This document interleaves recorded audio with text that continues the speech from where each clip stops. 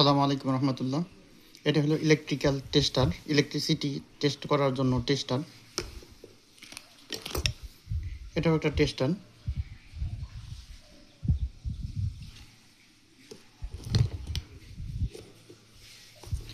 এটা স্টার,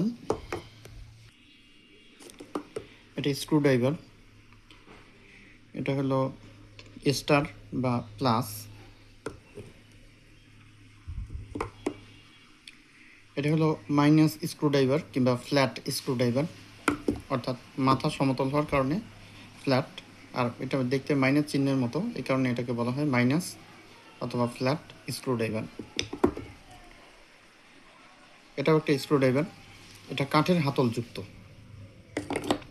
সবচেয়ে গুরুত্বপূর্ণ হলো এটা হলো প্লাইয়ার্স।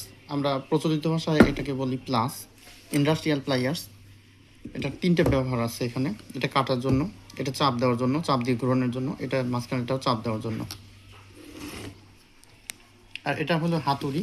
এটা এখানকার মাথা হলো বল পিনের মতো, বল গোল বৃত্তের মতো, এই কারণে এটাকে বলা হয় বল পিন হ্যামার। এটা হ্যাকস।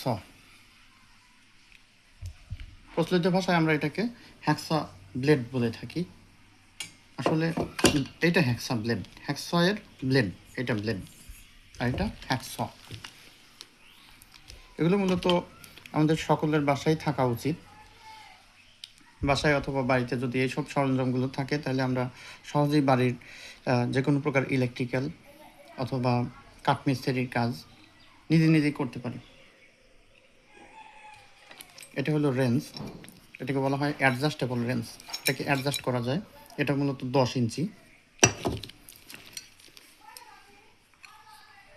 এটাও অ্যাডজাস্টেবল রেঞ্জ 10 ইঞ্চি, 250 mm অর্থাৎ 250 মিলিমিটার।